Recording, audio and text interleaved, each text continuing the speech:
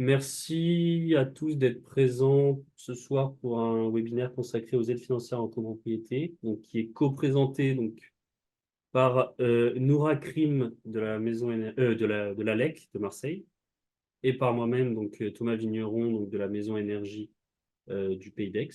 Donc ce webinaire va porter sur donc les aides financières concernant les travaux en copropriété et travaux en copropriété s'entendant les travaux sur partie commune. Les travaux sur partie privative et les aides associées seront le sujet d'un webinaire qui aura lieu probablement courant février. Donc, vous avez un chat sur lequel vous pouvez poser vos questions. On y répondra en fin de webinaire qui devrait durer 25-30 minutes. Donc, vous aurez, je pense, une trentaine de minutes pour qu'on puisse répondre à vos questions. Vous retrouverez le replay de cette présentation sur YouTube d'ici quelques jours. Donc, juste le sommaire donc, de cette présentation. Donc, très rapidement, je vais rappeler qui sont les structures du service public, comment se déroule un projet de rénovation énergétique. Enfin, on va rappeler comment se déroule un projet de rénovation énergétique en copropriété. On attaquera ensuite le cœur du sujet donc, sur les aides financières et les financements pour les travaux. Et enfin, on terminera par deux exemples de rénovation énergétique en copropriété qui sont en cours de travaux. Et puis, comme je l'ai dit, on laissera 30 minutes 30 minutes pour que vous puissiez éventuellement poser des questions si vous en avez. Et j'ai oublié de poser la question, mais je suppose que normalement tout le monde m'entend. Euh, S'il n'y a pas de remarques dans le chat, je poursuis. Donc, vous en avez probablement déjà entendu parler, mais donc l'ALEC et la Maison Énergie, donc on fait partie du même réseau, donc le réseau France Rénov, qui est donc le service public de la rénovation de l'habitat. Et donc en tant que service public, notre mission, c'est de donner des conseils neutres, gratuits et indépendants aux porteurs de projets. Donc en l'occurrence, c'est essentiellement les maisons individuelles et les copropriétés, même si on a des collègues qui travaillent avec les communes. Et donc, c'est des conseils du point de vue financier, du point de vue technique, du point de vue notamment gestion de projet. Et également, on doit animer le territoire de la métropole, donc en organisant différents événements, dont par exemple des webinaires, mais ça peut être également des, des rencontres, des séminaires. Donc typiquement, là, en mars ou avril, il va y avoir les rendez-vous de la Réno à l'hôtel du département à Marseille. Ce sera normalement un gros événement. Donc, les structures du service France Rénov sur la métropole, il y en a trois. Donc, il y a l'ADIL, l'Agence départementale d'information sur le logement. Donc, eux, ils interviennent sur toute la métropole et ce sont des juristes. Donc, leur champ de compétences, c'est plutôt tout ce qui est législatif, financier et fiscal. Donc, si vous avez des questions de cet ordre-là, c'est plutôt à eux qu'il faut s'adresser. Et puis, vous avez donc l'ALEC et la Maison Énergie, où nous, on est plutôt d'ordre technique. Alors, on a des compétences financières, mais on est aussi plutôt côté technique et tout ce qui est mobilisation des copropriétaires et gestion de projet. C'est juste qu'on intervient, on remplit les mêmes missions, c'est juste qu'on n'intervient pas sur le même territoire. Donc voilà en gros comment on se répartit. Donc en gros, la LEC intervient sur l'ancien territoire d'Aubagne, Marseille, l'ancien territoire de Martigues et depuis le début de l'année sur Istres. Et puis, la Maison Énergie intervient plutôt sur l'ancien territoire du Pays d'Aix et l'ancien territoire du Pays Salé. Et on a trois nouvelles communes depuis le début de l'année qui sont Miramas, Cornillon, Conflans et Grans. Et donc, vous avez Eladil qui intervient sur l'intégralité de ces deux territoires. Et donc, vous avez plusieurs moyens d'entrer en contact avec nous. Vous pouvez composer le numéro Allo Rénov Énergie qui est à l'écran. C'est un standard qui vous réorientera ensuite, selon votre territoire et selon votre question, vers une des trois structures. Vous pouvez également aller sur le site internet Loutre, qui est un outil qui est mis en ligne assez récemment et qui a été cofondé par l'ALEC et la Maison Énergie. Et pour les professionnels de l'immobilier, vous pouvez rejoindre le réseau de partenaires Actimotrade. Donc, l'outre, très rapidement, qu'est-ce que c'est? Donc, c'est un site internet qui vous permet donc déjà de créer une fiche projet, d'entrer directement en contact avec un des conseillers, soit de l'ALEX, soit de la Maison Énergie. Ça vous permet de pouvoir entrer en contact avec des professionnels selon les types de prestations que vous cherchez. Ça permet d'avoir des retours d'expérience sur des projets similaires qui ont été faits à proximité de votre lieu de résidence. Donc, c'est un outil assez complet et qui est fonctionnel, encore en cours de développement, mais qui est fonctionnel. Tout à fait, bonsoir à tous. Alors ouais, effectivement, donc moi je vais vous présenter un petit peu, le parcours, de la rénovation énergétique et il s'avère que voilà, on a ce beau calendrier, qui découle en fait tout droit de la loi climat résilience. Effectivement, donc on voit l'évolution, des étiquettes énergétiques et l'objectif étant que, d'ici, 2050, on ait un parc immobilier, en A et en B. Heu, donc voilà, simplement aussi petite parenthèse pour vous dire que, cette réglementation concerne, non seulement, la copropriété, mais également, la maison individuelle, puisqu'effectivement il y a aussi des obligations désormais pour, les maisons, donc qui sont, énergivores, de fournir un audit énergétique, lors de la vente. Parallèlement à ça, effectivement, il y a donc, pour les copropriétés, le plan pluriannuel de travaux. Si tu peux passer la slide, voilà. Alors, plan pluriannuel de travaux, qu'est-ce que c'est? C'est un état des lieux, donc énergétique, structurel et architectural de l'ensemble de votre copropriété qui a vocation à, donc, faire un listing finalement, de l'ensemble des travaux qu'il y aurait potentiellement à réaliser, au sein de votre copropriété et d'en faire une planification sur 10 ans. C'est ce qui, c'est voilà, donc c'est ce qui devient obligatoire, pour les copropriétés. Heu, donc si tu peux passer Pardon, la excuse-moi. Qu'est-ce que j'ai dit? slide, ouais, voilà, celle-ci. Donc pour les copropriétés de plus de 200 lots, c'est déjà en vigueur depuis le 1er janvier 2024. Entre 50 et 200 lots, 1er janvier 2023 pardon, pour les plus de 200 lots, entre 50 et 200 lots, 1er janvier 2024 et pour, les copropriétés de moins de 50 lots, ce sera à partir du 1er janvier 2025. Et effectivement, parallèlement à ça, on a, le DPE collectif. Donc généralement, ce qu'on va préconiser effectivement, hem, malgré qu'il y ait un décalage au niveau des dates, donc vous pouvez le constater, 1er janvier 2024, 1er janvier 2025 et 1er janvier 2026, donc on a un décalage d'1 an, par rapport au plan pluriannuel de travaux. Ce qu'on va conseiller effectivement, c'est de faire, ces 2 études en une seule, heu, effectivement dans le cadre, de notre accompagnement. Voilà, parfois on peut être amené aussi à rédiger des cahiers des charges dans lequel, on va faire, on va demander l'intégration, de cette étude, dans le plan pluriannuel de travaux. Voilà. Si tu peux passer, voilà. Moi, je crois, Vas-y, je non? t'en prie. Ouais, c'est ça. Donc, les acteurs que vous pouvez retrouver dans un projet de rénovation en copropriété, donc c'est important de les définir tout simplement parce qu'il y en a certains, si vous voulez notamment aller chercher les aides financières, vous allez être obligé de, voilà, vous en aurez besoin, mais vous serez obligé, si vous voulez avoir les aides financières, de les missionner. Donc, vous avez d'abord, c'est donc puis c'est important de redonner les termes que vous allez retrouver souvent dans un projet de rénovation énergétique. Donc, vous avez le maître d'ouvrage. Donc, le maître d'ouvrage, en l'occurrence, c'est le porteur de projet, donc c'est la copropriété. Et ce qui est un peu particulier dans le cadre d'un porteur de projet comme une copropriété, c'est que le maître d'ouvrage est décomposé en trois entités. Donc, vous avez le syndicat des copropriétaires, qui est l'ensemble des copropriétaires qui se réunissent au moins une fois par an en assemblée générale pour prendre des décisions. Vous avez le syndic, qui est l'exécutant des décisions, donc qu'il soit professionnel ou non professionnel. Et vous avez donc le conseil syndical qui sont des copropriétaires élus et qui assistent le syndic dans tout ce qui est gestion courante de la copropriété. Autour du coup du maître d'ouvrage, vous avez différents accompagnants. Donc vous avez l'ALEC ou la maison, enfin le service public, si vous décidez de faire appel à nous. Vous n'êtes pas obligé, mais ça peut. Vous avez ensuite des prestataires donc privés que vous allez embaucher pour vous assister. Donc, généralement, il y a deux missions qu'on retrouve. C'est la mission de maîtrise d'œuvre.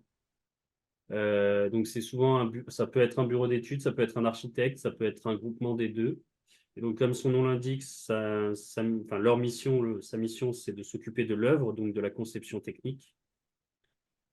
Et vous avez l'AMO, donc l'assistant à maîtrise d'ouvrage, qui est, dans ce qui nous concerne, plutôt de l'ingénierie financière. Donc, c'est l'expert administratif et financier, donc qui va avoir pour mission notamment d'aller chercher les subventions, monter les dossiers de prêt, vérifier que les devis correspondent bien aux attendus des aides financières, ce genre de choses. Et autour de ça, vous allez pouvoir retrouver encore d'autres types d'acteurs qui pourront intervenir en fonction du projet. Donc, vous avez tout ce qui est urbanisme, architecte des bâtiments de France, si le projet modifie l'aspect extérieur du bâtiment, si vous êtes en secteur classé. Ça va être l'ANA, les services financeurs, les banques, puisque c'est eux qui accordent les crédits, l'ANA qui accorde les subventions, enfin les principales. Ça va être les entreprises de travaux, ce genre de choses. Attendez, hop, j'admets encore des retardataires.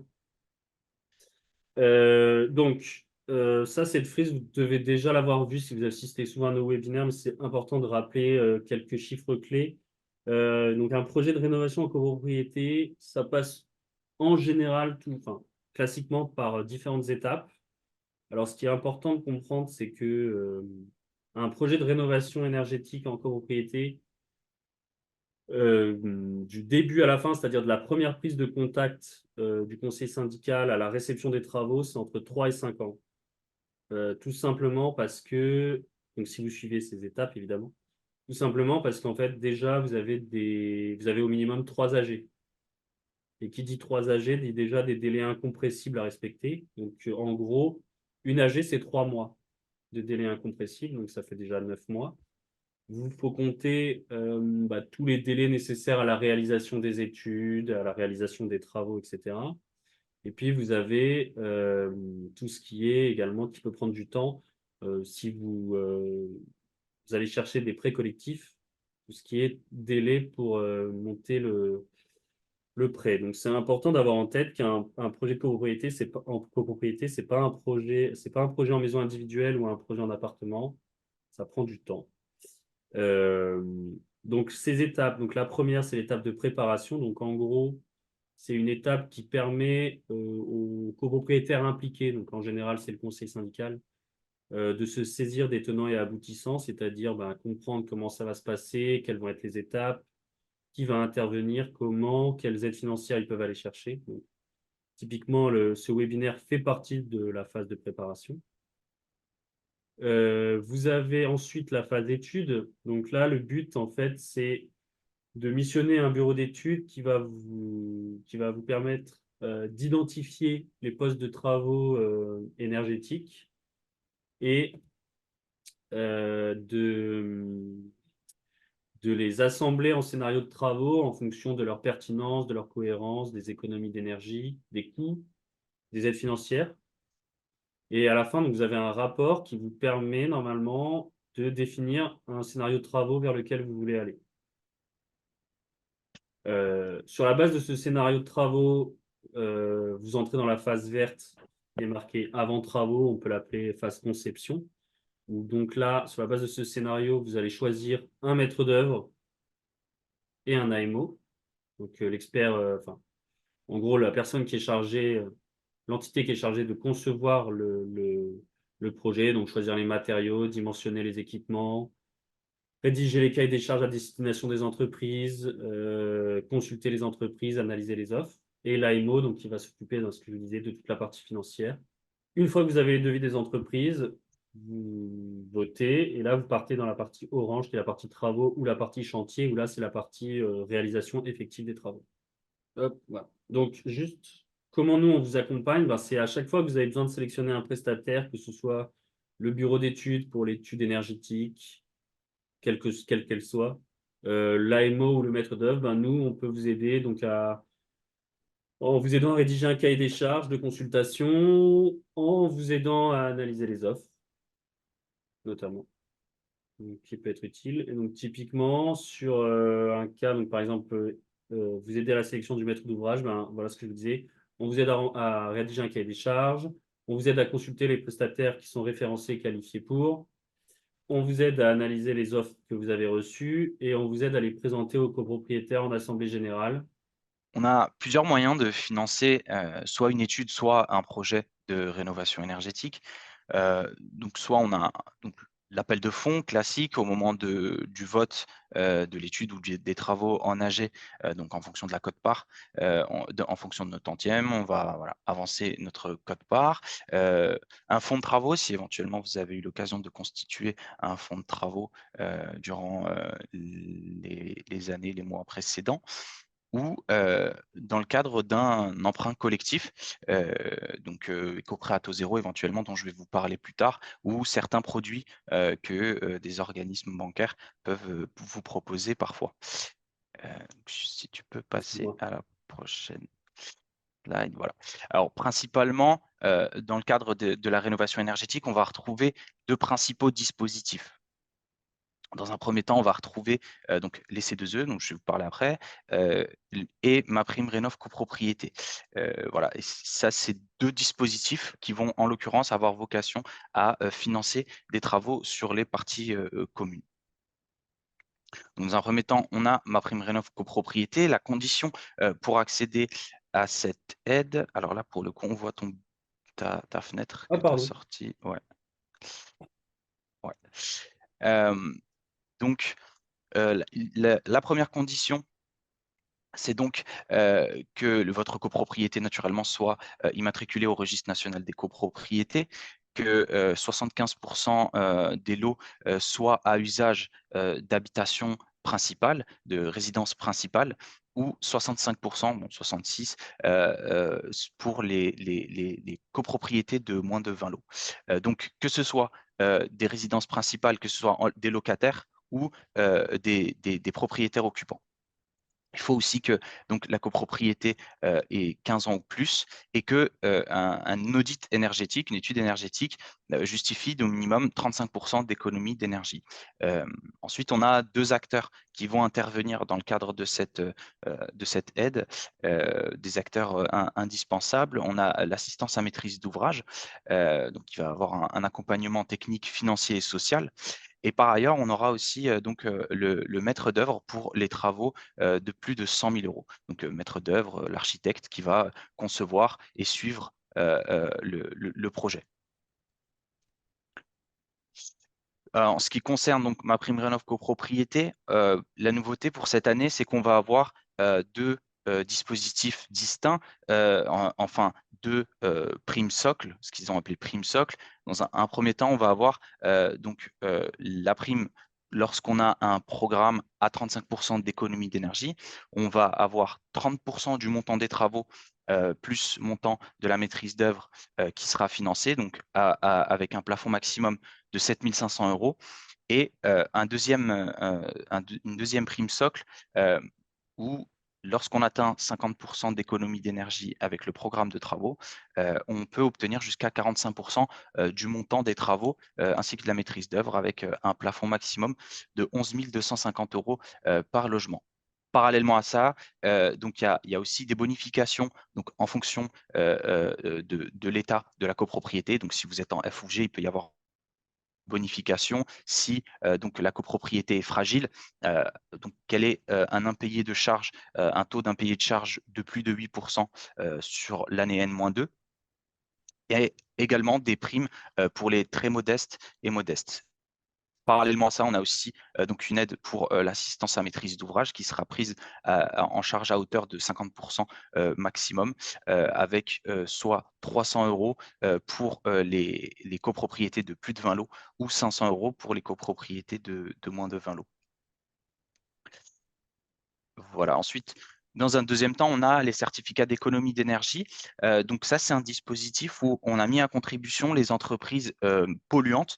Donc en fait, Total, Leclerc, parce qu'effectivement, ils vendent de l'essence, Auchan, etc. et on les a mis à contribution pour financer la rénovation énergétique via ce dispositif de coup de pouce. Et c'est ce qui peut vous permettre de financer jusqu'à 10 à 15 du montant total des travaux. Donc, ça va être en fonction en fait du gain énergétique que vous allez réaliser avec les travaux. Donc, en fonction du nombre de mégawattheures économisés, à ce moment-là, il y a un calcul qui sera fait et qui vous sera accordé en aide financière. Donc suite à ça, comme ce que je vous évoquais précédemment, donc on a les prêts collectifs, donc notamment l'éco-prêt à taux zéro, et donc les éco-prêts, enfin les prêts plus classiques que certaines banques peuvent vous proposer. En l'occurrence, pour l'éco-prêt à taux zéro, on a deux banques en France qui proposent ce dispositif, donc la Caisse d'épargne d'Île-de-France et Domo Finance. Seul inconvénient, c'est qu'effectivement, les syndics bénévoles ne peuvent pas en bénéficier, malheureusement. Ça, c'est en fait, c'est des règlements internes aux banques qui font que effectivement les syndics bénévoles ne peuvent pas en bénéficier. Parallèlement, il y a des avantages du fait qu'effectivement, il n'y a pas de conditions d'état de santé ou d'âge par rapport à l'éco-prêt à taux zéro. Il me semble qu'il ne faut pas avoir plus de 101 ans à la fin du prêt. C'est une des conditions. Sinon, effectivement, vous n'êtes pas solidaire donc de l'emprunt du voisin. Donc, si votre voisin fait défaut sur sa dette, vous n'allez pas devoir le rembourser. Et effectivement, ça ne nécessite pas de changer de banque pour pouvoir y accéder.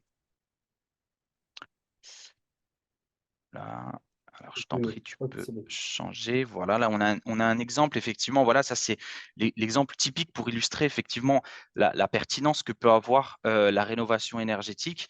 Parce que là, on a un exemple où effectivement dans le projet 1, on a simulé qu'on aurait un ravalement de façade simple en fait avec de la peinture et une étanchéité de toiture. Donc là, c'est une opération qui aurait coûté 225 000 euros avec une cote par moyenne à 6 276, avec bien sûr 0 euros d'aide financière puisque ce n'est pas de la rénovation énergétique. Et donc, on table sur une mensualité à environ 38 euros par mois, avec évidemment aucune économie, aucune économie énergétique finalement qui est réalisée.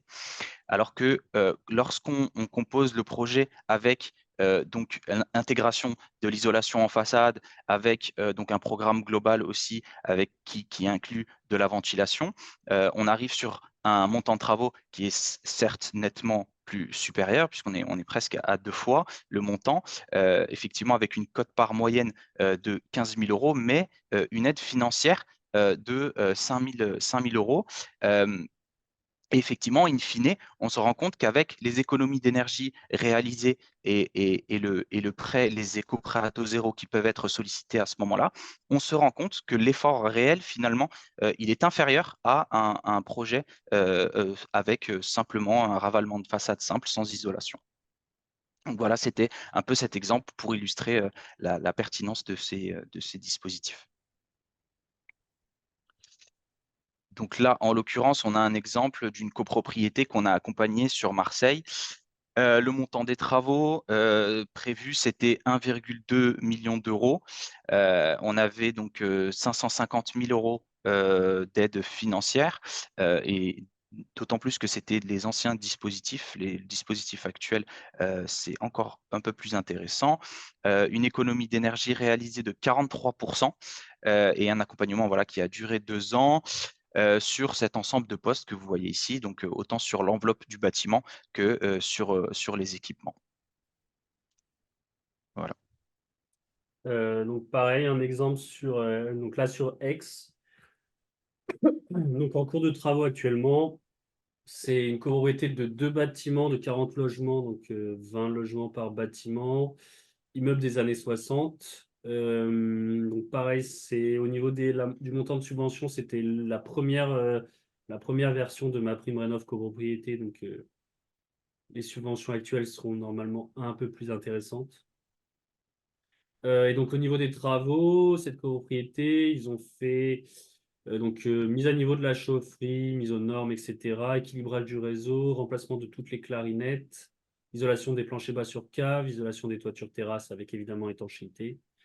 Isolation thermique par l'extérieur des murs, 3 façades sur 4 et la façade avec balcon, ils ont isolé uniquement les parois donnant sur la cage d'escalier pour éviter de perdre de la surface sur les balcons. Et ils ont mis en place une ventilation mécanique contrôlée hydro-réglable type A. Et donc, alors ça varie en fonction des bâtiments parce qu'ils ne sont pas orientés de la même manière, mais on est à peu près à 50% d'économie d'énergie sur le projet par bâtiment.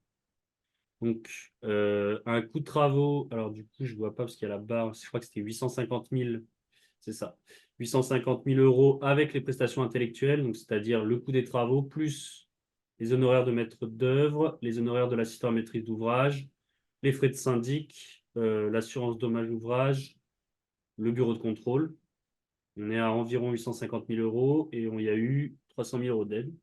Et donc, cette copropriété-là, on les accompagne depuis 4 ans, depuis 2020, puisque le rapport de l'étude énergétique avait été rendu fin 2020. Donc là, ils sont en cours de travaux, on est en 2024, donc on est bien dans les délais que je vous avais annoncés entre 3 et 5 ans, sachant qu'il y a eu une année Covid. Donc ils n'ont pas fini les travaux, donc on sera dans les temps. Et du coup, dernière slide, c'est juste pour vous illustrer du coup l'intérêt de recourir à un prêt collectif et donc typiquement à l'éco-prêt à taux zéro. Donc sur cette copropriété, donc imaginons vous avez un T3, la quote-part elle était d'environ 18 500 euros et donc vous aviez 6 100 euros d'aide. Sur ces 18 500, vous ne pouviez en emprunter que un peu moins de 16 000 parce qu'une partie de votre quote-part totale a déjà été payée. Il y a les honoraires du maître d'œuvre en phase conception, vous les avez déjà payés, etc.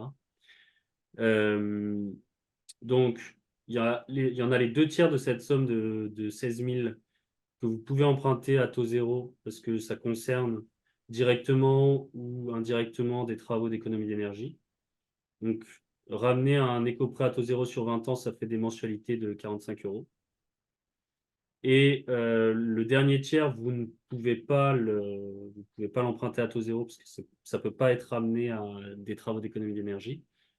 Donc, vous n'êtes pas obligé, mais si vous le faisiez, vous pouvez prendre un prêt complémentaire collectif qui, lui, est pas à taux zéro, qui est à taux marchand, ce qui fait une mensualité d'environ 34 euros. Au total, ça vous fait une mensualité totale d'environ 80 euros par mois.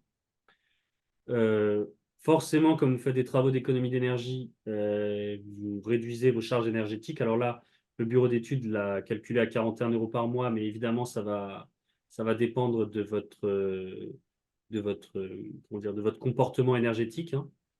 Mais il fallait bien le calculer. Donc, 41 euros par mois, ce qui ramène à un effort réel de 38 euros par mois à coût d'énergie constant. C'est-à-dire que plus l'énergie va augmenter, forcément, plus cet effort réel par rapport à une absence de travaux est faible.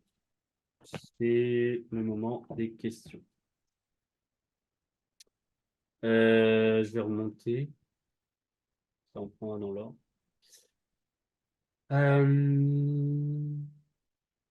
Tac, tac, tac, tac, tac.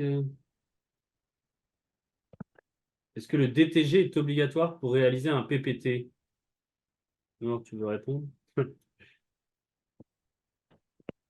Alors, le DTG, il s'avère qu'il est inclus dans le PPT. Donc, pour faire un PPT, en fait, si vous voulez, le PPT, c'est la nouvelle version d'une certaine manière du DTG. Simplement que on étale les travaux du DTG sur le temps et donc sur cette période de 10 ans. Mais enfin, même si c'est pas obligatoire, hein. Enfin, dans tous les cas, même si c'était dissocié. Euh, Oui. Quid des financements prêt-prêt-relais en cas de copropriété gérée par un syndic bénévole? Donc là, ça revient à dire que les prêts collectifs ne peuvent pas être sollicités par des syndics bénévoles, si j'ai bien compris la question. Bah là, du coup, je crois pas qu'il y ait de solution spécifique créée par les banques. Non, je sais pas si tu as une... Pas à ma connaissance, effectivement.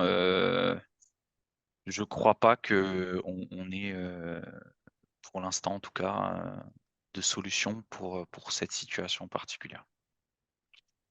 Après, on posera la question, je vais le noter, mais façon, il n'y a que deux banques, donc on aura vite la réponse, mais je crois qu'il n'y a pas à l'heure actuelle, en tout cas, il y a rien. Donc la présentation, on ne l'envoie pas, mais vous aurez le replay, ce que je disais en début de webinaire, vous aurez le replay qui sera accessible sur YouTube, soit sur la chaîne de l'Alex, soit sur la nôtre, dans les prochains jours. Y a-t-il des aides financières possibles pour l'audit énergétique? Les devis des bureaux d'études présentés par le syndic sont très chers, de l'ordre de 1 000 euros pour chaque appartement. Alors il n'y a pas d'aide financière pour, les audits énergétiques malheureusement. En tout cas, il peut y en avoir sur certaines régions, de ce que j'avais compris. Mais c'est vrai qu'effectivement dans notre région malheureusement il n'y en a pas. Non. Ah, il n'y en a Heu, plus. voilà, il y en Il y a en plus. avait, Voilà, c'est vrai qu'il y en avait fut un temps. ça dépend de votre territoire, mais je sais que sur le Pays d'Aix, il y a pu y en avoir. Il y avait aussi des aides sur le financement de la maîtrise d'œuvre à un moment donné. Mais du coup, d'aide locale, là, on vous a présenté les aides nationales. Il y a eu des aides locales à un moment qui finançaient les prestations intellectuelles en partie. Ça n'existe plus. Si le PPT montre des travaux urgents structurels à réaliser, est-ce un cas où les délais peuvent être compressés? Non, je sais pas si tu veux.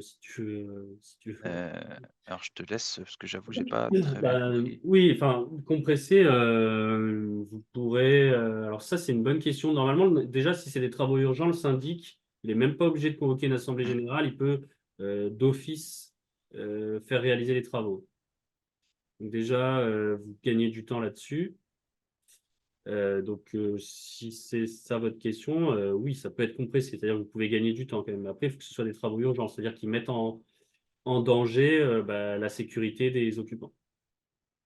Je crois que c'est le seul cas où le syndic peut engager des frais importants sans assemblée générale. Sous quels articles tous ces votes, études, AMO, travaux?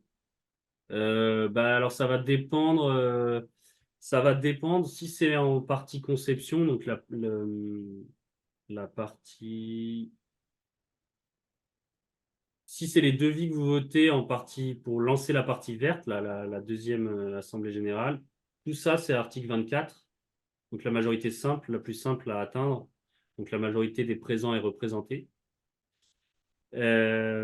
Si c'est l'AG où vous votez les devis des entreprises qui vont réaliser les travaux et qu'en même temps vous votez la mission de maîtrise d'œuvre pour la phase chantier et et la mission de l'AMO pour tout ce qui est mise en paiement des aides, etc. Là, ça passe à l'article 25, donc majorité absolue. Pour les travaux d'économie d'énergie, puisque les travaux d'entretien, c'est article 24, mais si c'est des travaux d'économie d'énergie, c'est article 25.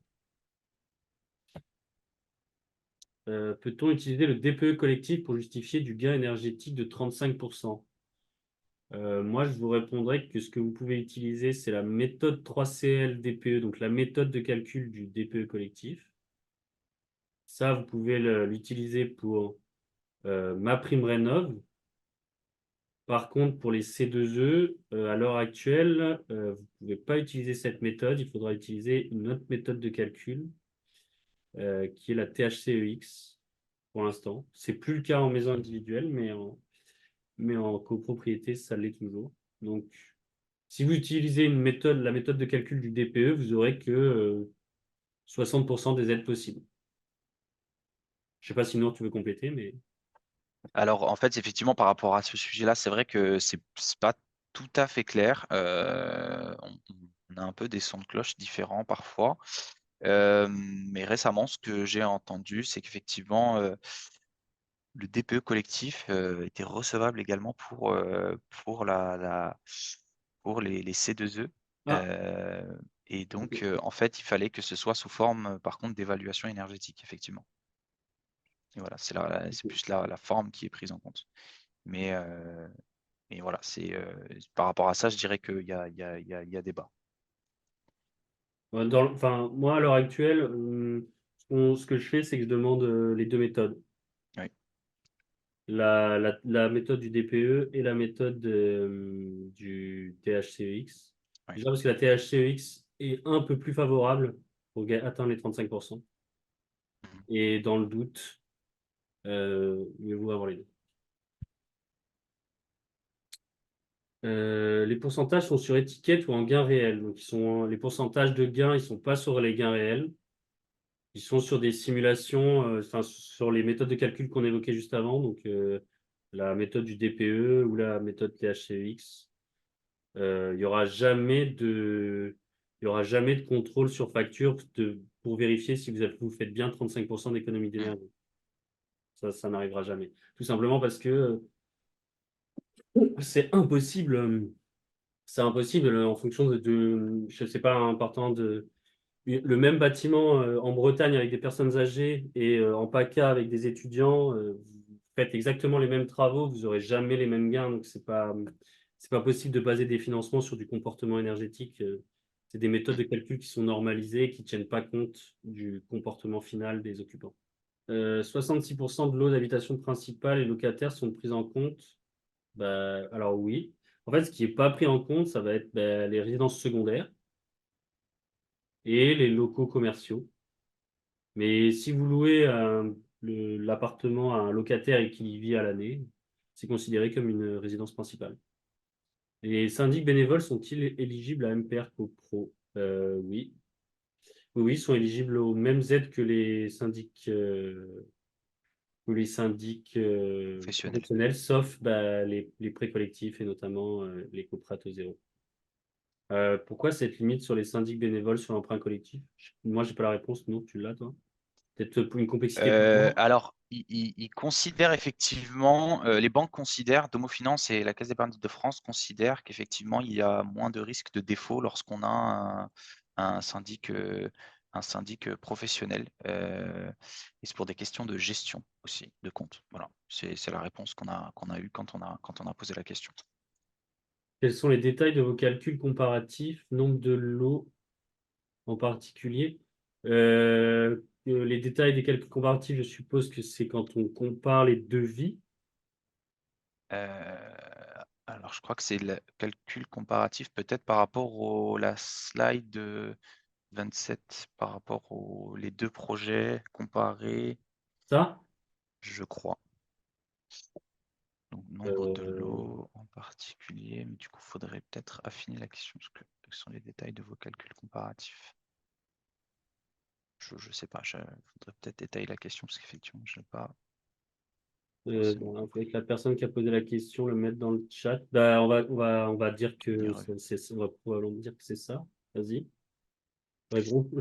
Les détails des calculs, ben, comment expliquer? Donc là, en fait, alors s'il s'agit bien de ça, donc on regarde la mensualité qu'on a pour un ravalement de façade simple, donc avec un taux d'intérêt du coup de 4 ou 5%, euh, voilà, par rapport au taux actuel.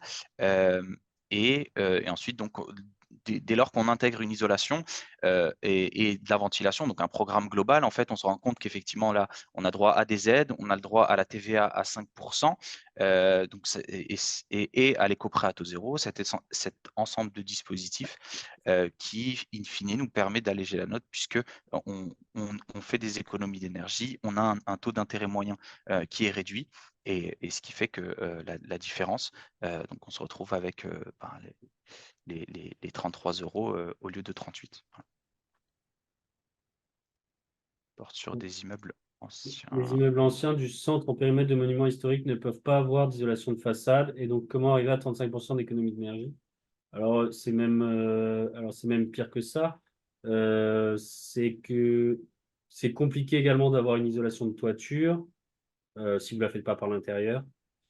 Alors, moi, je parle de ce que je connais, c'est-à-dire sur Aix, vous avez, je ne sais pas, en centre-ville historique, vous avez peut-être 60 ou 70% des appartements qui sont en chauffage individuel. Donc, ça non plus, vous ne pouvez pas agir dessus. Euh, donc, effectivement, vous avez une certaine catégorie de copropriétés à l'heure actuelle qui sortent structurellement, auront beaucoup de mal, voire ne pourront pas obtenir les 35% et donc obtenir les aides financières. C'est le cas de beaucoup de copropriétés en centre-ville historique. Ça va être le cas des copropriétés récentes. Ça peut être le cas de copropriétés qui ont fait au fil de l'eau, c'est-à-dire qui ont isolé un petit peu la toiture, les combles une première fois, qui ont isolé les planchers bas une seconde, qui ont changé leur chaudière gaz collective il y a 5 ans. Ce sera plus compliqué, beaucoup plus compliqué. En gros, les copropriétés qui peuvent facilement, entre guillemets, atteindre les 35%, c'est des copropriétés entre 45 et 74 en chauffage collectif, qui n'ont pas fait trop de travaux ces dernières années, quoi. Comment dire, au niveau au niveau énergétique, c'est les bâtiments les moins performants qui existent et c'est donc la cible prioritaire de l'État. Euh, c'est pour ça qu'ils ont ciblé les aides sur ces bâtiments-là. Quid de la participation d'un architecte? Alors oui, bah, c'est ce que on disait tout à l'heure, l'architecte. C'est alors soit vous le prenez au stade de l'étude thermique pour avoir une étude thermique vraiment complète. Donc typiquement, ça peut être le cas dans le PPT si vous voulez vraiment avoir une étude plus complète sur l'état du bâti, etc. Mais ça peut être tout à fait envisagé pour remplir la mission de maîtrise d'œuvre. On l'avait évoqué tout à l'heure. Y a-t-il des aides locales? Bah, du coup, je l'ai répondu. Il y en avait, il y en a plus. Pour des travaux sur partie commune, en tout cas, il n'y en a plus. Il n'y a plus que des aides sur des travaux sur partie privative, mais plus sur des travaux collectifs. Enfin, après, Nour, je sais pas, peut-être sur Marseille. Non, non, non, pas particulièrement les aides locales. Après, effectivement, il y a parfois certaines, comme enfin, alors si tu peux reprendre juste la slide sur ma prime rénov copropriété.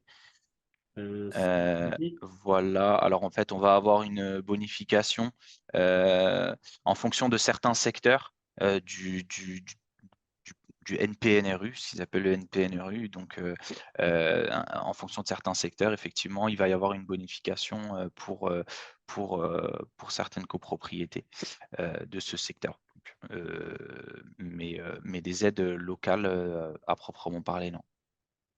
À partir de quelle lettre du DPG, je suppose que c'est DTG, le PPT est-il obligatoire? C'est pas une question de lettres, hein. C'est une question c'est une question de travaux à réaliser dans les 10 ans, je crois. C'est ça, non, de mémoire. Ce que tu as dit au début. Euh, C'est si le DTG montre le fait qu'il n'y a pas de travaux à réaliser. voilà, C'est ça. en fait, ça, c'est Une des une manières. exception pour le PPT. Donc, le PPT est obligatoire pour toutes les copropriétés. À partir du 1er janvier 2025, il sera obligatoire pour toute typologie de copropriété. Il y a des exceptions, et les exceptions, en l'occurrence, c'est donc pour les copropriétés qui ont déjà réalisé par le passé donc un DTG, un diagnostic technique Euh, global, qui démontre qu'effectivement, il n'y a pas de travaux à réaliser au sein de la copropriété. Voilà. Mais le PPT sera obligatoire effectivement pour toutes les copropriétés, toute typologie de copropriété à partir du 1er janvier 2025. Voilà. oui, 1 000 € par logement, ça fait cher le DPE, le PPPT. Ouais, peut-être pour une copropriété de 2 logements, 3, mais même, c'est vrai que ça fait cher. Après, peut-être qu'on vous a proposé quelque chose de plus large, comme une prestation d'assistance à maîtrise d'ouvrage incluant un PPT, quelque chose comme ça peut arriver aussi. Ouais. Euh, Bonjour, si en pied d'immeuble, il y a un artisan ou commerçant locataire, a-t-il droit à des aides et lesquelles? Que se passe-t-il avec la vitrine? Alors oui, puisque en fait les aides, donc ma prime rénov, les C2E, les aides directes en tout cas, sont des aides collectives. Donc à partir du moment où la copropriété répond aux critères collectifs, c'est-à-dire nombre de lots d'habitation principale minimum, projet de travaux à plus de 35%, le professionnel, l'artisan ou le commerçant, il aura droit aux mêmes aides qu'un copropriétaire qui vit dans la copropriété. Il ne pourra pas adhérer au prêt collectif, par contre. À l'éco-prêt à T0, en tout cas, je ne sais pas pour le prêt complémentaire, mais ça m'est déjà arrivé sur une copropriété. C'était un cabinet de médecins. Non, je ne sais pas si tu... Oui, et par rapport à ces 75% ou 65% de l'eau à usage de résidence principale, effectivement, la réglementation prévoit qu'effectivement, euh, ça peut s'appliquer aussi au Entième. tantième. Ouais. C'est ça. Donc, et prendre le plus favorable des deux. Voilà. Euh, euh, Vous avez pris comme exemple comparatif un ravalement simple, mais il me semble qu'on ne peut plus le faire. Alors, si, en fait, la loi, c'est, vous êtes obligé d'isoler par l'extérieur si vous faites un ravalement de plus de 50% de la surface d'une paroi, sauf dérogation. Donc, typiquement, bah, les dérogations, elles sont de trois ordres. C'est patrimonial, architectural, donc si l'urbanisme ou les ABF vous disent non. Si il y a du point de vue technique, donc si il y a un risque de pathologie sur le bâti, ou si vous prouvez que c'est pas intéressant économiquement parlant. C'est les trois conditions dérogatoires. Donc vous pouvez théoriquement ne faire que ravaler, mais il faut répondre à une des conditions dérogatoires.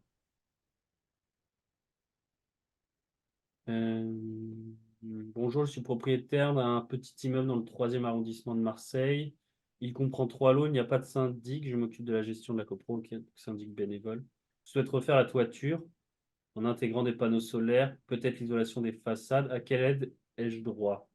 Je comprends qu'il faut dans tous les cas être un syndic immatriculé, non bénévole. La DIL peut me renseigner. Alors, la DIL peut vous renseigner, la LEC peut vous renseigner, enfin,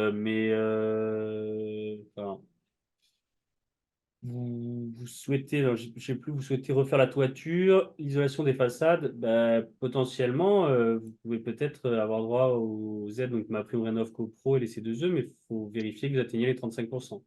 Sauf si ce que monsieur dit qu'il est propriétaire de l'immeuble. Donc à ce moment-là, vous êtes J'ai pas compris. dans le cadre de la monopropriété. Ah Effectivement, ouais, dans le cadre de la monopropriété, vous ne relevez pas du dispositif MaPrimeRénov' ouais. copropriété. Ce Monopropriété, sera. vous Voilà. dépendez de d'autres dispositifs Mm. potentiellement qui seront expliqués, pas dans ce webinaire, mais dans celui qui arrivera courant février.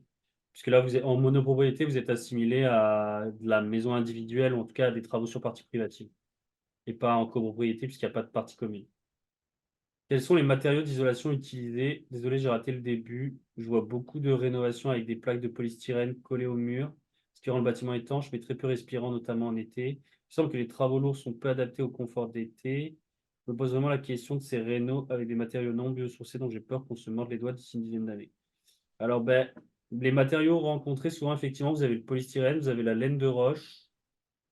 C'est les deux les plus utilisés. Après, il peut y avoir, ça peut être des matériaux biosourcés. Je crois que ça doit être les panneaux de fibre de bois qui sont principalement utilisés.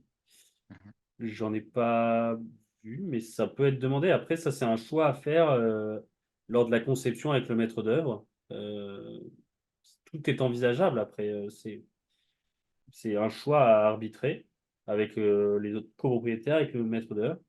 Et en général, ce qui se passe, c'est que quand on isole le bâti, on travaille également sur la ventilation pour éviter justement de, de créer une cocotte minute, entre guillemets, dans le bâtiment. Si la toiture couvre partiellement des locaux privatifs, comment s'effectue la prise en charge technique et financière des travaux? C'est-à-dire, euh, je comprends pas la question. La toiture est une partie commune, donc à partir du moment où c'est une partie commune, elle est répartie au tantième, selon la clé de répartition qui a été choisie en assemblée générale. Et je sais pas si Nour, tu comprends mieux, mais Peut-être que monsieur fait référence au fait qu'effectivement, parfois, on se retrouve avec, des personnes qui vivent au dernier étage et du coup qui sont directement, sous la toiture. Sauf qu'effectivement, généralement, ça se passe comme ça. Après, éventuellement, selon les règlements de copropriété, ça peut être, autrement, mais généralement, on a la jouissance, de la toiture, mais elle n'appartient pas pour autant. Ça reste quand même des parties communes techniquement. Donc c'est effectivement dans un logement, mais ça reste néanmoins des parties communes. Faut regarder le règlement de copropriété, mais si c'est Ouais. des parties communes, c'est à la copropriété en tant que telle d'assumer le coût des Mmh. travaux et de payer et de répartir le coût de ces travaux au tantième des lots. Est-ce que le risque des sols argileux est abordé lors de la rénovation ou du PPT, car des assurances commencent à refuser les contrats pour des bâtiments construits sur des sols argileux? Alors ça, moi, je l'ai jamais vu. Après, ça peut être demandé, hein, mais moi, je l'ai jamais vu inclus d'office dans un PPT. C'est pas un Nour, toi, peut-être, mais Alors je sais qu'il commence à y avoir effectivement des questions de désimperméabilisation des sols et cetera, et par rapport à cette question particulière des sols argileux, j'avoue que j'ai pas forcément d'éléments à ajouter. si vous le demandez pas spécifiquement, quand vous faites des demandes de devis, à mon avis, ça sera pas abordé. Heu, quand la banque débloque-t-elle l'argent? Quand la banque débloque-t-elle l'argent? Bah, c'est après de toute façon, c'est après l'assemblée générale de vote des travaux.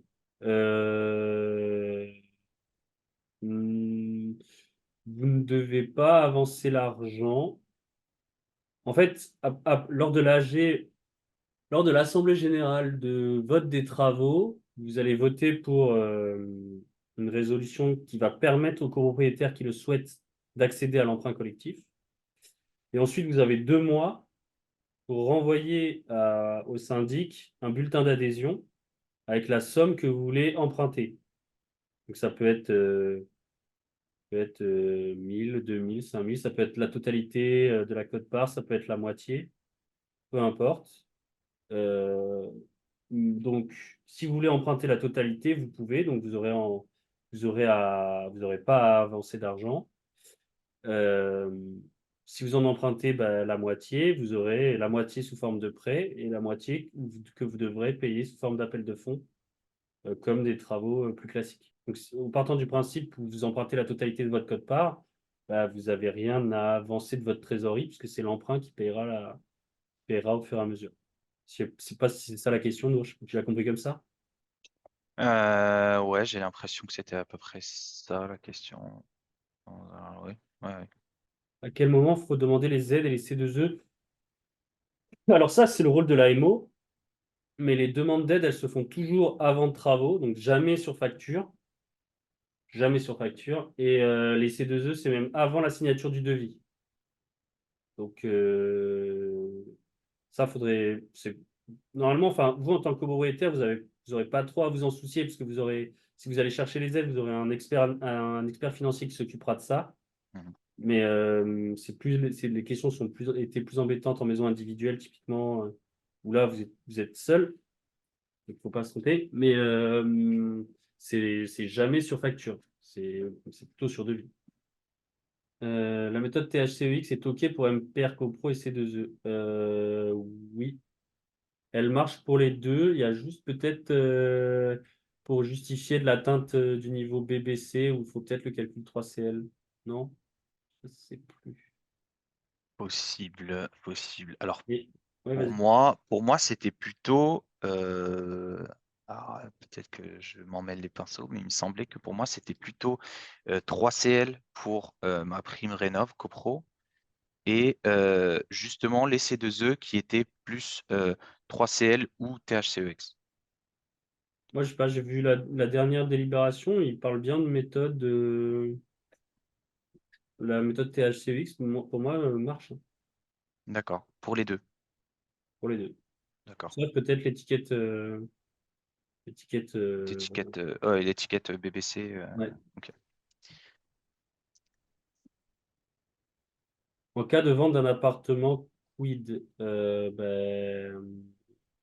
Oui, c'est vrai que ça, on n'en a pas parlé, mais effectivement, pour la vente d'un appartement, donc à partir du 1er janvier 2024 pour les copropriétés de plus de 200 lots, 1er janvier 2025 pour les copropriétés de entre 50 et 200 et moins de 50 à partir du 1er janvier 2026, il faudra obligatoirement pour les copropriétés, pour la vente d'un appartement, fournir le plan pluriannuel de travaux, le PPT. Voilà, c'est un des éléments qui devra apparaître lors de la vente. Je précise ma question, vos calculs portent sur des immeubles anciens ou des années 60. Je pense que c'était ton comparatif. Ah oui. Oui, c'était après. Alors, je vous avoue que cet exemple-là, c'est pas moi qui l'ai réalisé. Euh, donc, je peux difficilement répondre à votre question sur ça. Mais effectivement, euh, généralement, un immeuble ancien, bon, en fonction de l'ancienneté, bien sûr, parfois, il n'y a pas de possibilité d'isolation de par le caractère patrimonial de la façade. Donc, effectivement, à ce moment-là, on va se contenter simplement d'un ravalement de façade. Et en fonction aussi des zones, si vous êtes dans une zone des architectes des bâtiments de France, classée par les architectes des bâtiments de France, c'est idem. Donc, il n'y a pas de possibilité d'isoler. Est-ce que le CAUE peut intervenir en tant que conseil? Alors oui. Ou l'architecte de votre commune, si c'est des communes de plus petite taille. Mais il pourra vous donner des conseils, effectivement, notamment aussi sur faisabilité urbanistique, etc. Mais il remplira pas, évidemment, la mission de maître d'œuvre ou de conseil technique plus poussé, quoi. Lorsque l'appartement est vendu, qui rembourse le ou les prêts collectifs, le vendeur ou l'acquéreur? C'est soldé. Alors moi, j'avais, en tout cas, les dernières infos, c'est que c'est soldé. Lorsque c'est une succession, ça peut être conservé. Lorsque c'est vendu, le prêt est soldé au moment de la vente, donc déduit du prix de vente, par exemple. Comment peut-on réaliser l'isolation pour un immeuble des années 30 Art déco? Alors ça, c'est typiquement une question à poser à un maître d'œuvre. J'ai pas la réponse à ça. Euh, Si c'est soumis à avis des architectes des bâtiments de France, enfin, si c'est un bâtiment classé ou si ça va être assez compliqué. Je sais pas si Nour, tu veux. Non, j'ai vraiment pas d'éléments pour cette Il y a des question. bâtiments qui seront pas isolables, effectivement. Ouais. Parce que patrimonial ou à proximité de bâtiments patrimoniaux. Donc, comment se passe un audit énergétique pour choisir le ou les appartements témoins et pour réaliser l'étude globale du bâtiment? Alors, le ou les appartements témoins, idéalement, il en faut un de chaque typologie de mémoire, je crois. Un de chaque typologie, un au dernier étage, un au rez-de-chaussée, un en étage intermédiaire. Et après, en général, enfin, ça dépend, mais on fait comme on peut. C'est-à-dire que il faut essayer de faire en sorte de trouver suffisamment de gens qui sont disponibles et qui acceptent d'ouvrir leur porte. C'est pas toujours facile. Et des fois, c'est pas possible d'aller visiter l'intégralité des appartements. C'est la copropriété. Non, c'est pas 25 000 € de dette par logement. 25 000 €, euh, le, le, Le plafond des travaux. c'est ça, c'est la quote-part qui sera prise en compte sur les aides sur lesquelles ils appliqueront les 30% de subvention. Si vous avez, euh, si vous avez 40 000 € de quote-part hors taxe, eux, ils appliqueront les 30% de subvention à 25 000, en gros, si je résume simplement. Pourquoi faire un audit énergétique sur des immeubles anciens qui ne gagneront pas 35% d'énergie? La seule façon sera d'isoler chaque en gros, pour faire des économies d'énergie, vous avez pas 36 000 postes de travaux, hein. C'est donc isolation des planchers qui donne sur des locaux non chauffés, l'isolation des murs par l'extérieur ou par l'intérieur. Donc si c'est par l'intérieur, ça devient des travaux privatifs. Changement des menuiseries, isolation de la toiture par l'intérieur ou par l'extérieur, ventilation, changement du système de chauffage, changement de la production d'eau chaude sanitaire, isolation du réseau de chauffage collectif, tout ce qui est régulation, donc robinet thermostatique par exemple. Et après, tout ce qui va être énergie renouvelable, mais vraiment les panneaux photovoltaïques, c'est quand tout le reste a déjà été fait, quoi. Ah, et nous est parti. Bah, donc, pourquoi faire un audit énergétique? Bah, parce que ça peut quand même vous donner des pistes sur des pistes, même si vous n'atteignez pas 35%, ça peut quand même vous aider à pointer les travaux pertinents qui restent à faire pour faire des gains. Et même si vous n'allez pas chercher des aides financières, ça peut peut-être vous aider à changer de classe énergétique et donc potentiellement à permettre à certains bailleurs de pouvoir continuer à louer en fonction d'où est votre copropriété sur le spectre des lettres du DPE, de A à G. Est-ce que les aides individuelles pour les très modestes et modestes sont accessibles aux propriétaires bailleurs? Dans le cadre de MPR copropriété, non. C'est que pour les propriétaires occupants, modestes et très modestes. Pour les travaux sur partie privative, là, bah, du coup, vous avez les mêmes aides que pour les occupants. Désolé, Euh, j'ai juste un petit souci de batterie. Il y a le biofib et le métis qui sont très bien en biosourcé. Bon, bah voilà, vous avez une réponse sur les isolants potentiels qui peuvent être utilisés en biosourcé sur les façades. Quels sont les matériaux d'isolation utilisés? Donc ça, c'est pareil. Alors, projection de chanvre chaud, on ne sera pas sur vraiment de... Enfin, enfin, c'est plutôt un enduit correcteur qu'une isolation. Enfin, avec un enduit chanvre chaud, vous n'aurez jamais la performance thermique de 15 cm ou 20 centimètres de laine de bois, quoi. Et vous atteindrez jamais. Enfin, on peut pas appeler un enduit chanvre chaud, vous pouvez pas appeler ça une isolation par l'extérieur. Vous appelez ça une correction thermique, mais pas une isolation. Ce sera mieux que de mettre un autre type d'enduit, par exemple, potentiellement, mais c'est pas une isolation. Est-ce que les protections solaires sont éligibles dans MPR copropriété? Je crois pas. Nour, t'as une. Ah, il est parti. Non, alors les protections solaires deviennent éligibles dans tout ce qui est travaux en maison individuelle, par exemple, mais à l'heure actuelle, je ne crois pas que ce soit éligible pour les copropriétés, non. Après, c'est quand même une bonne idée si jamais vous faites un projet de rénovation et que vous n'avez pas de protection solaire, de les envisager, puisque c'est quand même la première source de protection contre la surchauffe en été. Hein, il faut absolument éviter le rayonnement direct par les menuiseries pour le confort d'été. C'est la première chose à faire. Que Ouais, c'est ça. pensez-vous du ravalement béton chanvre, qui n'est pas du béton, mais de la chaux et du chanvre? Est-ce isolant? Bonne question. Ça, j'en ai jamais vu pratiquer. Je ne peux pas vous répondre. Alors, vous recevrez. Je ne sais pas si vous recevrez la notification que le webinaire est en ligne, mais je pense d'ici une semaine, vous allez sur YouTube et vous tapez Métropole Marseillaise, Alec Métropole Marseillaise ou CPIE du Pays d'Aix et vous aurez accès à la vidéo. Si la copro refuse d'isoler le toit de terrasse, alors je vous déconseille d'isoler une toiture terrasse par l'intérieur. Faut pas le faire. Donc ne le faites pas. Euh, Par contre,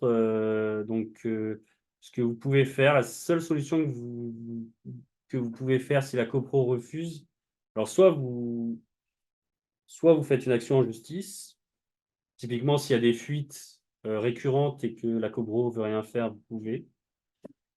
Ou alors, ce qui est clairement pas la solution idéale, mais c'est que vous faites voter en assemblée générale deux résolutions, une qui acte le principe d'isolation de la toiture, et la deuxième qui dit que vous supportez seul le coût des travaux. Et du coup, je trouve ça vraiment pas logique. Parce que c'est une partie commune, vous ne devriez pas être le seul à supporter le coût des travaux. Effectivement. Bah, après, si c'est un risque qui est avéré, donc toujours sur le risque de sol argileux.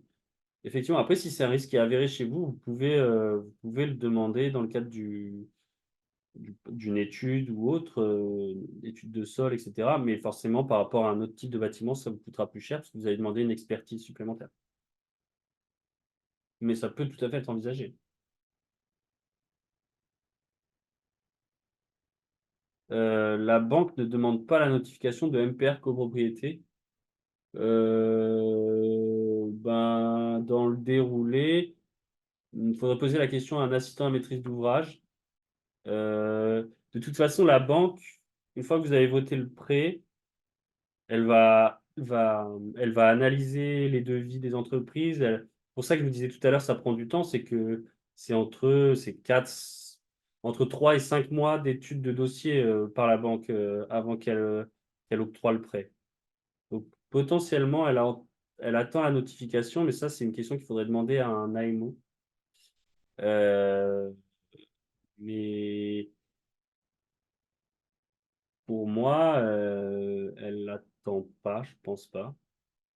Mais bon, je poserai la question à un AMO et vous aurez la réponse, dans les commentaires de la vidéo ou en retour de mail.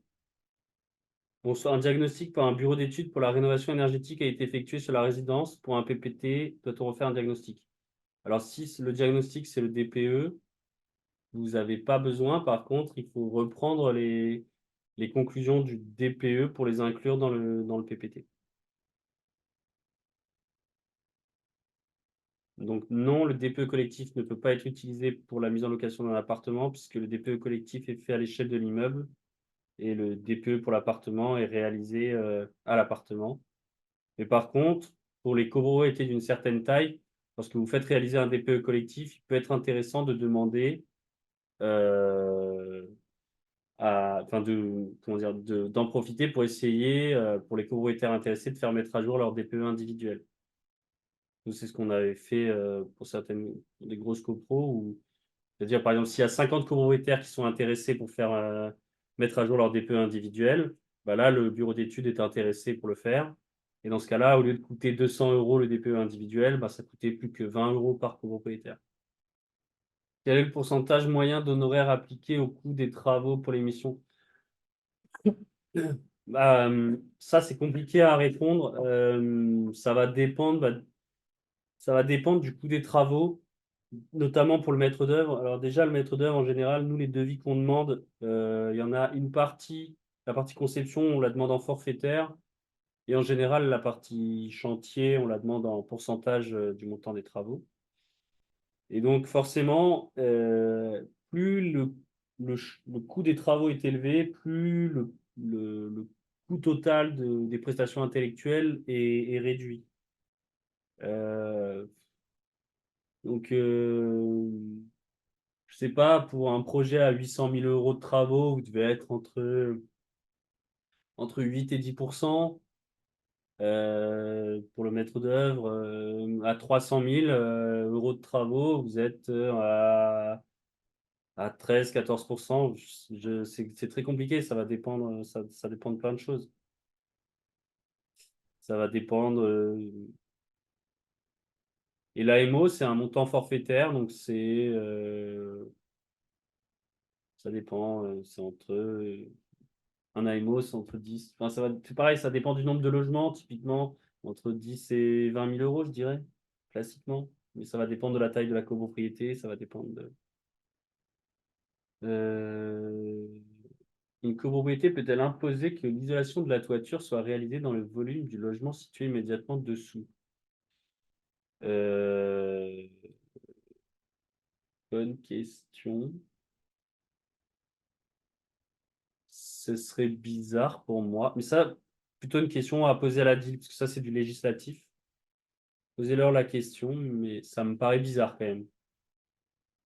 Non, vous pouvez pas échapper au PPT dans un bâtiment ancien non isolable. La seule solution d'y échapper, c'est bâtiment de moins de 15 ans ou DTG qui prouve qu'il n'y a pas de travaux à réaliser. Les C2, enfin les subventions, elles sont versées sur présentation de factures acquittées. Donc, facture d'acompte. À chaque fois qu'on présente une facture acquittée, l'AMO la transmet peut la transmettre au service financeur. Et donc, vous pouvez avoir les montants de subvention qui correspondent, mais pour les C2E, c'est à la fin, donc sur la totalité. Ne serait-il pas souhaitable, alors à l'APEC, je suppose que c'est la LEC que vous avez voulu écrire, parce que je ne connais pas l'APEC, de concevoir et mettre en place un outil de pilotage de projet, calendrier, d'appel de fonds, un outil qui serait spécifique aux copropriétés, mis à disposition des syndics pour piloter l'opération de travaux, euh, planifier les appels de fonds et compiler les gains énergétiques théoriques. Alors si, après, si c'est la LEC dont vous parlez, faut en parler à la métropole et qui finance la réalisation de cet outil. Pour l'instant. Parce que nous, on est payé, on est gratuit, donc existe que grâce aux subventions. L'outre, le logiciel dont on a parlé, la métropole l'a déjà, enfin l'outil internet dont on a parlé, l'a déjà financé, donc ça m'étonnerait qu'il finance un autre type d'outil dans les prochaines années. Euh, Ce n'est pas enduit la projection de chambre chaud peut se faire sur 30 cm d'épaisseur. Bah, ok, ça j'ignorais. Et que deux entreprises savent faire pour l'instant. Ils ont donné une fourchette de gain énergétique au mètre carré pour l'installation d'une VMC collective dans un immeuble. Ben, dans les calculs théoriques, ça fait pas gagner, tout simplement parce qu'en fait, vous rajoutez une consommation qui est le moteur. Par contre, c'est beaucoup mieux du point de vue renouvellement d'air. Et faudrait demander à un bureau d'études, mais ça doit être quelques pourcents maximum. Mais c'est nécessaire, typiquement, quand vous changez les menuiseries et où vous isolez le bâtiment, que vous le rendez étanche. En fait, du point de vue sanitaire, c'est hyper important. Et du point de vue éviter l'apparition de moisissures, en fait, vous n'avez pas le choix. Est-ce que la végétalisation d'une façade en zone patrimoniale où aucune autre isolation n'est envisageable serait pertinente dans le centre-ville? Pourquoi pas? Après, du point de vue des aides financières, je pense que ça vous ferait rien gagner du point de vue des calculs théoriques. Pourquoi vous déconseillez l'isolation par l'intérieur? Alors, quand l'isolation par l'extérieur n'est pas possible, pourquoi pas? Mais quand elle est possible, bah, la problématique, c'est que bon, déjà, c'est moins performant, que vous ne coupez pas les ponts thermiques, notamment les liaisons plancher-mur. Et puis, vous perdez de la surface habitable. Donc, et vous en perdez quand même beaucoup, hein, puisque faut peut-être, en tout cas pour atteindre typiquement le seuil éligible à la TVA 5,5, c'est il y a une résistance thermique de 3,7, donc ça doit être entre 12 et 14 cm d'épaisseur d'isolant.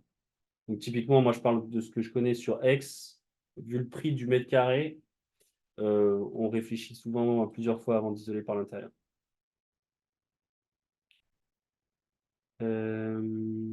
Ok. Voilà. La ventilation mécanique ne fait pas gagner d'énergie. C'est plus une question enfin, il faut, dans certains cas, passer par la ventilation mécanique pour, euh, tout simplement pour des questions d'hygiène et de renouvellement d'air. Pas encore, mais est-ce que vous serez notifié, si vous l'avez reçu, vous serez notifié, mais ça devrait être pour en février. Et je crois que Nour a dû avoir un problème parce qu'il n'est pas revenu. Euh, Voilà, bah, j'ai plus de questions, donc si vous en avez plus également, bah, je vous souhaite également une bonne soirée et sinon, vous avez nos coordonnées, tac, donc vous avez nos coordonnées directes, c'est celles-là. Si jamais vous recevez pas l'information sur le prochain webinaire ou si vous avez d'autres questions, vous pouvez nous appeler. Heu, voilà, je vous laisse 2 minutes pour les noter. Sinon, si vous voulez passer par le chemin plus classique, vous pouvez, je vais changer dans 5, 4, 3, 2, 1. Hop, change. Si vous voulez passer par un chemin plus classique, ben, vous avez le numéro Allo Rénov Énergie de la métropole, qui est là, le 04 88 60 21 06.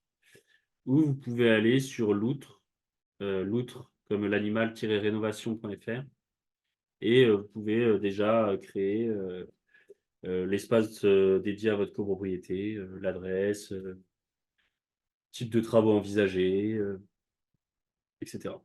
Voilà, bah, je vous souhaite, une bonne soirée et bah, n'hésitez pas à nous recontacter si vous avez des questions.